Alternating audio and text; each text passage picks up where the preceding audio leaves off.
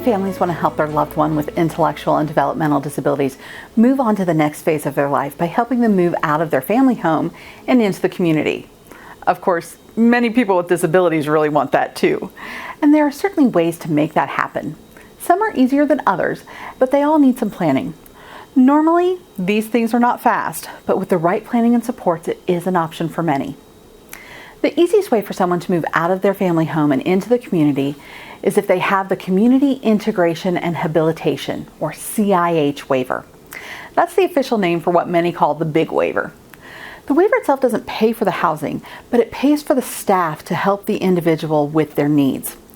Through their waiver services, they can continue to learn independent living skills, find more ways to access the community, and work toward their vision of a good life. The individual would pay their normal living expenses like rent, utilities, transportation, and entertainment costs, everything that any other person would pay when they were living on their own. Like most people starting on their own, they will likely need a housemate or two to help share with those living expenses. That's why you have a college roommate. It's the same idea here. Most people don't have the CIH waiver though, and it has now become an emergency-based waiver. More people have the Family Supports Waiver instead. It offers a limited amount of waiver services each year, but with some planning and networking, it may be possible for a person with a Family Supports Waiver to live independently too. There are a few ways to explore this, and this is really where the Life Course framework and the Life Course tools can really help in trying to help someone move out on their own. This is a team effort, and this is a great time to get that team together to start working toward that goal of living on their own. So you bring in family and friends. You bring in the case manager and the behaviorist and DSPs to start working toward this goal. Create your own integrated support star to identify the person's strengths and the skills they still need to work on. Staff can start working on teaching those skills a person may need to live on their own. Then move on to the relationships they have that can help them live on their own. Living on your own doesn't mean you are alone. When most of us moved out on our own, we still called mom and dad, brothers and sisters, aunts and uncles when we had questions or when we needed help. I'm a grown woman who's been married for 20 years.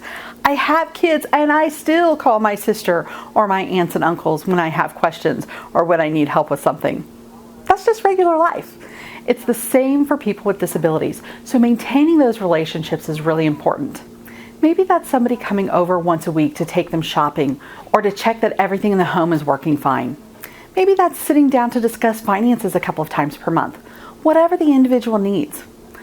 Roommates are a big part of this too, so it's also about finding the right roommate so they can both get along well and maybe even complement each other's skills. If you have one roommate who really loves to clean and another who really likes to cook or who is really good at laundry, they can help each other out. It's important for roommates to get along, but they don't have to be joined at the hip. It's also important for people with disabilities to have their own life and make sure that they take part in their own interests too. There are also community supports that can help. Maybe that's living in a gated apartment complex. Maybe that's hiring someone to come in and clean the house once a week or once every couple of weeks. Maybe that's learning public transportation or signing up for door-to-door transportation in your county. Maybe that's even teaching them how to use a ride-sharing service like Uber or Lyft. Find those community supports and find those community activities that they may like and enjoy, like a local art class, an exercise class at a gym or at the local Y, a cake decorating class at the craft store, or game night at a game store. The goal is to create a community, and that's all part of it. Technology also offers great tools to help people live on their own with supports. Frankly, many of these things are things we all use in our own lives to make life easier, but it can make a huge difference for a person with a disability or even an aging parent. Things like auto prescription refill, auto bill pay, or a shared family calendar to keep track of everyone's activities can be a game changer.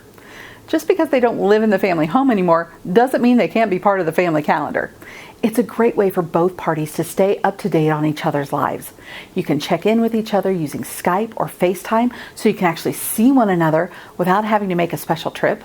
A 10-minute FaceTime in the morning can make a huge difference and can make everyone feel more comfortable, especially when the living on their own is still pretty new. There is other technology that can help too. Maybe that's using Alexa or Google Home for everything from maintaining a shopping list to turning lights on and off.